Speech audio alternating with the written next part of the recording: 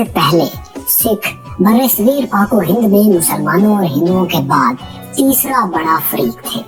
एक सवाल अक्सर जहन में आता है कि अंग्रेजों के बरसगीर से चले जाने के बाद 1947 की तकसीम में मुसलमानों को पाकिस्तान मिल गया और हिंदुओं को हिंदुस्तान मिल गया, तो सिखों को आखिर क्या मिला? क्या सिखों ने भी अपने लिए अलग वतन का मुतालबा किया था या नहीं? और अगर नहीं किया तो क्यों नहीं किया था? और अगर किया था तो इनके इस मुतालबे का क्या बना? और क्या सिखों को पाकिस्तान में शमूलियत की दावत कभी नहीं दी गई थी? आइए इन सब सवालात के एक एक करके जवाब जानने की कोशिश करते हैं।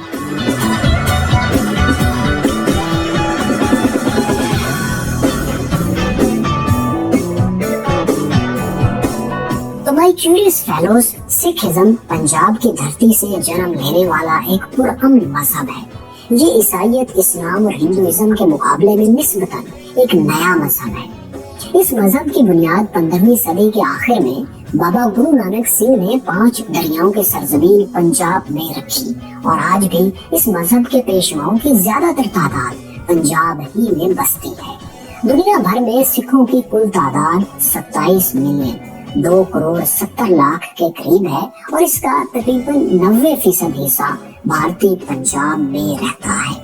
कनाडा, अमेरिका और बरतानिया में भी सिखों की एक काबिल जिक्र तादाद मौजूद है, लेकिन जाहिर है पंजाब से बहुत ही कम। तो दोस्तों, 20वीं सदी के शुरू की दहाइयों में जब अंग्रेजों से बरसगीर छोड़ने का मुतालबा अरूज पर था और मुसलमान अलग वतन का मुतालबा जोरों शोर से कर रहे थे, तो उस वक्त कुदरती तौर पर बरसगीर के सिखों के दिल में भी अलग वतन के मुतालबे के ख्यालात ने जन्म लिया। लेकिन सिखों की पोजीशन मुसलमानों से जरा मुख्तलिफ थी। वो इस तरह के मुसलमान हिंदुस्तान के कुल आबादी का तकरीबन 24% बनते थे और सिखों की तादाद हिंदुस्तान की कुल आबादी का 2% भी नहीं थी। सिख हिंदुस्तान के किसी एक जिले या डिस्ट्रिक्ट में अक्सरियत में, मेजोरिटी में भी नहीं थे, बल्कि सिखों की ये सारी तादाद पेशावर से लेकर दिल्ली तक मुख्तलिफ शहरों में बिखरी हुई थी। हाँ, सिखों की माशरती हैसियत उनकी तादाद की निस्बत बहुत ज्यादा थी। अंग्रेजों से उनके ताल्लुकात हमेशा अच्छे रहे थे। हिंदुस्तान की फौज में उनकी नुमाइंदगी उनकी तादाद के लिहाज से बहुत ज्यादा थी और सिखों को पंजाब की बेहतरीन मार्शल रेस भी समझा जाता था। जंग अजीम अव्वल में सिख हिंदुस्तानी फौज का 20% थे। सिख बरसगीर पर हुकूमत भी कर चुके थे और सिखों की सल्तनत महाराजा रंजीत सिंह के दौर में काफी वसी थी। पंजाब की हुकूमत अंग्रेजों ने सिखों ही से हासिल की थी, बल्कि छीनी थी, और महाराजा रंजीत सिंह की रियासत के खात्मे के साथ ही रंजीत सिंह की सिख फौज की बड़ी तादाद अंग्रेजों की फौज में शामिल हो गई थी। 19वीं सदी के वस्त में अंग्रेजों के हाथों खत्म होने वाली सिखों की सल्तनत में पंजाब के अलावा कश्मीर और मौजूदा पाकिस्तान के सूबा खैबर पख्तूनख्वा के बाज़ इलाके भी शामिल थे।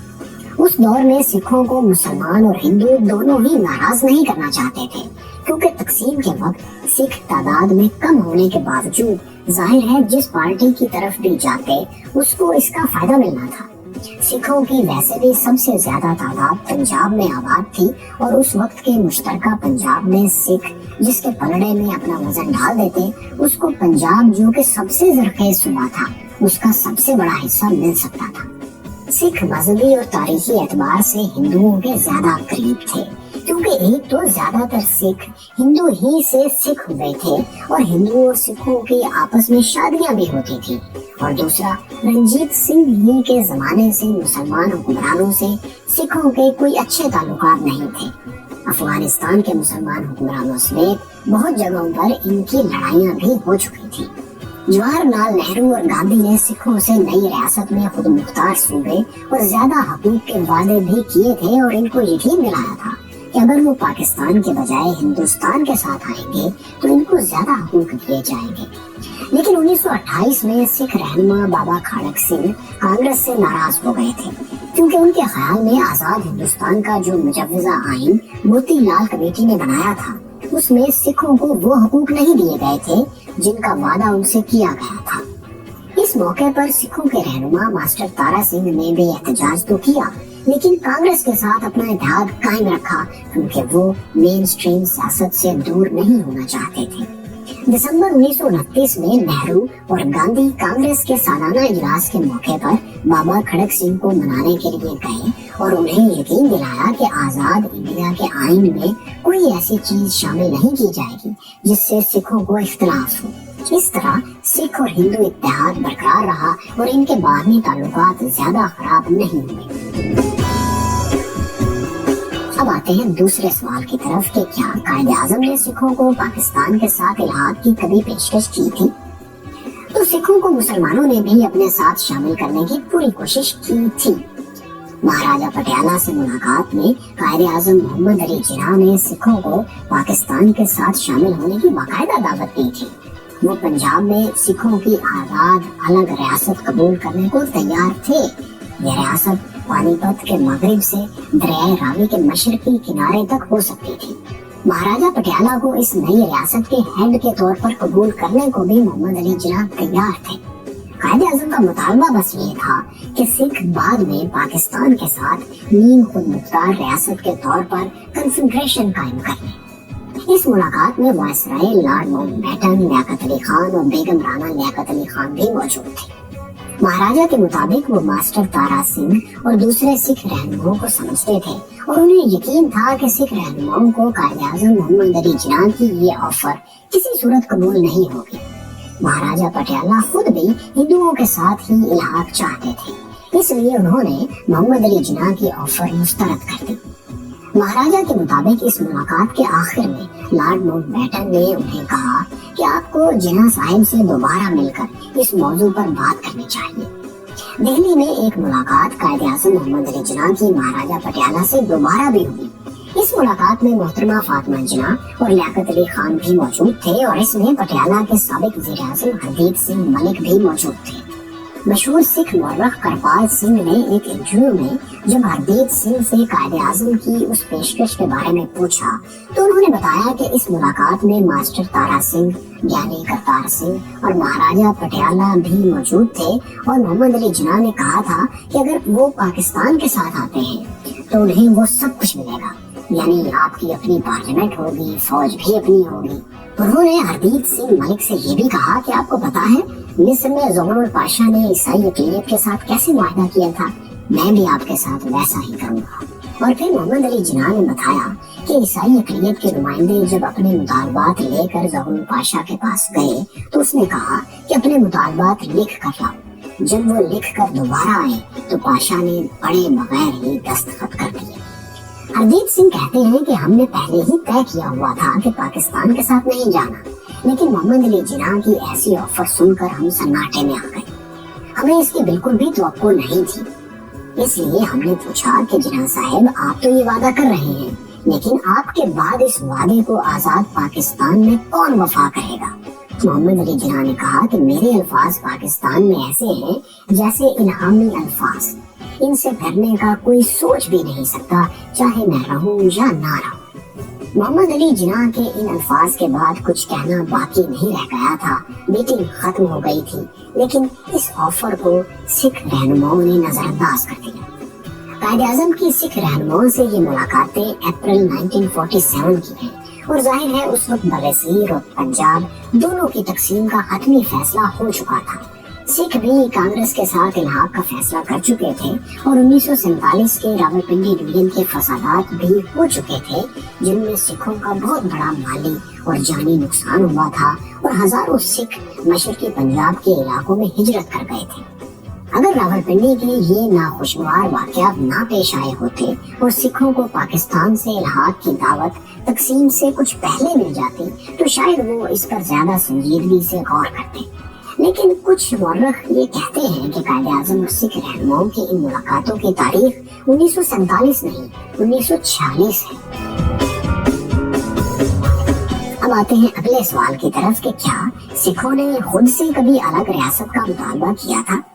तो दोस्तों, हिंदुओं और मुसलमानों से इल्हाक के अलावा अंग्रेजों की तरफ से भी सिखों को अपना अलग वतन बनाने की एक पेशकश की गई थी और तारीख में इसकी एक गवाही मौजूद है।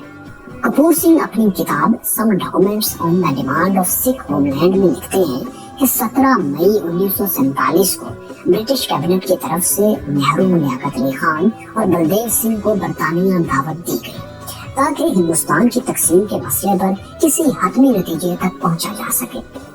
اتفاق نہ ہونے پر نہرو واپس ہندوستان چلے گئے۔ برطانوی کیبنٹ ممبرز نے بلدیو سنگھ کو پیشکش کی کہ اگر آپ نہرو سے الگ ہو جائیں تو برِ صغیر کے سکھوں کے لیے ایسی کوئی راہ نکالی جا سکتی ہے جس سے ان کی الگ سیاسی شناخت بھی ہوگی اور دنیا کی تاریخ میں اپنا ایک مقام ہندوؤں سے ہٹ کر الگ سے بنانے کے قابل بھی ہو جائیں گے۔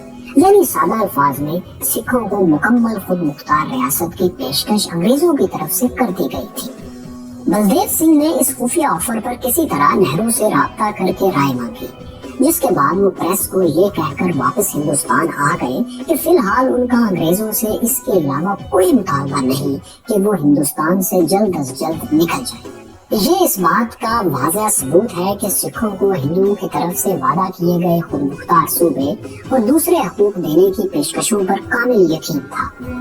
تاریخ سے مزید پتہ چلتا ہے کہ 1930 کی دہائی میں 1930s میں سکھ رہنماؤں نے آزاد پنجاب کا مطالبہ کیا تھا اور ان کا مطالبہ تھا کہ Jalandhar division, Lahore division, Ambala, loyal پور جو اب فیصل آباد ہے اور مونٹگمری یعنی ساہیوال کے علاقوں کو ملا کر ایک آزاد پنجاب ریاست بننی چاہیے۔ کرنال اور حصار کے سکھ اکثریتی علاقوں کو بھی سکھ اس آزاد ریاست میں شامل کرنا چاہتے تھے اور پنجاب کے بعض وہ علاقے جہاں ہندو اکثریت میں تھے ان سے دستبردار ہونے کو بھی تیار تھے۔ ننکانہ صاحب جو کہ سکھوں کا انتہائی مقدس مقام ہے وہ بھی لاہور ڈویژن ہی میں شامل تھا۔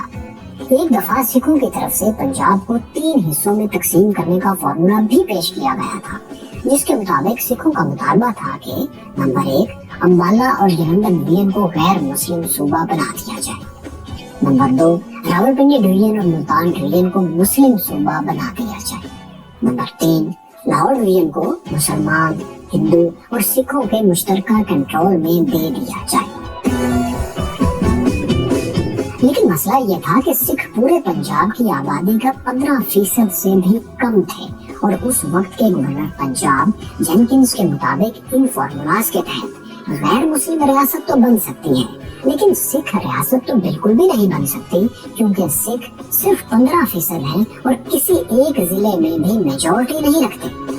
برطانوی secretary of state for India نے سکھوں کے ان مطالبات پر کچھ اس طرح اظہار خیال کیا تھا: بلا شبہ سکھ ایک عظیم قوم ہے اور انڈیا کی معیشت اور فوج میں ان کا کردار ان کی تعداد کے تناسب سے کہیں زیادہ ہے، لیکن یہ بھی حقیقت ہے کہ وہ پنجاب کی کل 2.5 کروڑ کی آبادی میں صرف 40 لاکھ ہیں اور کسی بھی جمہوری کسوٹی کے مطابق وہ میجورٹی یا اکثریت کو دور کی بات ایک بڑی اقلیت بھی نہیں بنتے اور کسی ایک بھی ضلع میں سکھ اکثریت میں بھی نہیں ہے۔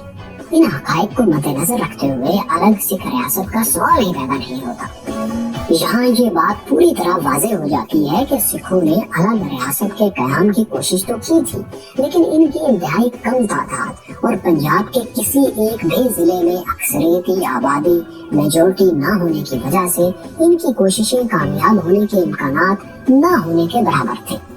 سکھ رہنماؤں کو بھی اپنی اس کمزوری کا پورا احساس تھا، اس لیے انہوں نے انڈین کانگریس سے الحاق کر کے آزاد ہندوستان میں خود مختار صوبے والے مطالبے پر زیادہ انحصار کرنا شروع کر دیا۔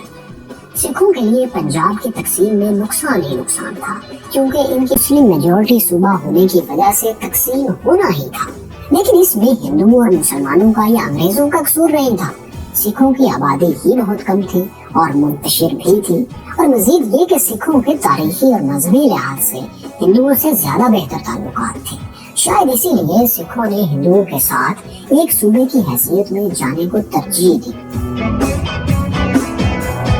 اب دیکھتے ہیں تقسیم کے بعد کے حالات۔ 1950 میں جب آزاد ہندوستان کا آئین مرتب کیا گیا تو سکھوں کو اس میں وہ حقوق نہیں دیے گئے جن کا وعدہ ان کے بڑوں سے تقسیم سے پہلے کیا گیا تھا۔ اس بات پر سکھ ناراض ہو گئے اور سکھ رہنماؤں نے اس آئین کو ماننے سے انکار کر دیا۔ اصل میں سکھوں سے جس خود مختار سکھ اکثریتی صوبے کا وعدہ کیا گیا تھا، اب کانگریس اس پر عمل نہیں کر رہی تھی۔ बल्कि कांग्रेस ने ये किया कि हरियाणा के हिंदू अक्सरियती इलाकों को भी नए सूबा पंजाब में शामिल कर दिया, जिससे सिखों की आबादी का तनासुब उस जगह और कम हो गया। जबकि सिखों का मुतालबा था कि सिर्फ पंजाबी बोलने वाले इलाकों को मिलाकर एक मुकम्मल पंजाबी सूबा बनाया जाए, जिसकी जुबान भी पंजाबी हो। 1956 में 8 आजाद रियासतों का मजमूआ पैक्सो यानी Patiala and east Punjab state union को भी इसी सूबे पंजाब में शामिल कर दिया गया था, जो सिख अक्सरियती इलाके थे। इन इकदामात की वजह से सिख बहुत नाराज हुए और उन्हें शिद्दत से इस बात का एहसास हुआ कि उनके साथ जानबूझकर ज्यादती की जा रही है और इनके अक्सरियती इलाकों के साथ जानबूझकर हिंदू अक्सरियती इलाकों को शामिल किया जा रहा है, ताकि सिख किसी एक सूबे में आजादी के बाद भी पावर में ना आ सके। सिखों की इस महरूमी का अजाला भारत ने 1966, 1966 यानी 65 की जंग के फौरन बाद कुछ इस तरह किया कि पैक्सो के हिंदू अक्सरियती कुछ जनूबी इलाकों को हरियाणा, जो कि खुद एक हिंदू अक्सरियती इलाका था, को अलग सूबा बनाकर उसमें शामिल कर दिया। और इसी तरह शुमाल में पंजाब के कोमरा और होशियारपुर के कुछ इलाके हिमाचल प्रदेश सूबा में शामिल कर दिए। इस तरह सिख अक्सरियत पर मुश्तमिल पंजाब सूबा वजूद में आ गया। लेकिन आजादी के बाद लाहौर के मुतबादिल के तौर पर नए आबाद किए जाने वाले शहर चंडीगढ़ को सूबा पंजाब और हरियाणा दोनों का मुश्तरका दारुल हुकूमत करार देकर बराह रास्त मरकजी हुकूमत की यूनियन टेरिटरी बना दिया गया। इस चंडीगढ़ वाले मामले पर सिख भारतीय हुकूमत से खुश नहीं थे, वो इसको सिर्फ पंजाब का हिस्सा बनाना चाहते थे। खैर, नए सिख अक्सरियती सूबे के क़याम के बाद भी सिखों के मुतालबात और इख्तिलाफात भारत की मरकजी हुकूमत से चलते रहे और 1984 का इंतहाई दर्दनाक सानहाई गोल्डन टेम्पल भी इन्हीं हालात का शाखसाना था। अब आते हैं एक मफरूजे की तरफ कि अगर सिख पाकिस्तान में शामिल हो जाते तो अगर तकसीम के वक्त सिख पाकिस्तान के साथ इल्हाक का फैसला करते तो पंजाब पूरे का पूरा मुसलमानों और सिखों को मिल सकता था, जो कि सबसे जरखेज सूबा था और सारे इंडिया को अनाज मुहैया करता था। यानी मुसलमानों और सिखों की इस मुश्तरका रियासत की हदूद दिल्ली तक हो सकती थी। हिंदुस्तान की फौज भी कमजोर हो सकती थी, क्योंकि इसमें सिखों की बड़ी तादाद शामिल नहीं होना थी। सिखों के इंतहाई मुकद्दस शहर ननकाना साहिब, अमृतसर, करतारपुर, हसन अब्दाल वगैरह सब सिखों की अपनी रियासत में होना थे। सिख, जो कि इस वक्त इंडिया की आबादी का सिर्फ 2% है, अगर पाकिस्तान के साथ शामिल हो जाते तो इनकी आबादी का तनासुब पाकिस्तान में 13%, 13% के करीब होता, जो कि जाहिर है भारत के 2% से 6 गुना ज्यादा है। सिख अगर पाकिस्तान में शामिल होते तो पाकिस्तान सकाफती और माशरती तौर पर भी जरा मुख्तलिफ हो सकता था, क्योंकि 13% सिखों की वजह से पाकिस्तान एक जैसे मजहबी कल्चर के बजाय मल्टी कल्चरल मुल्क होता, खास तौर पर मजहबी एतबार से। लेकिन ये बातें तो सिर्फ मफरूजे हैं। सिख एक आजाद मनुष्य कौम है, उनकी क़यादत ने अपनी कौम के लिए जो बेहतर समझा वो फैसला किया। सिख क़यादत का फैसला कितना बेहतर साबित हुआ, ये एक तारीख का सवाल है। आपके ख्याल में इस सवाल का जवाब क्या है, हमें कमेंट्स में जरूर लिखें। शुक्रिया।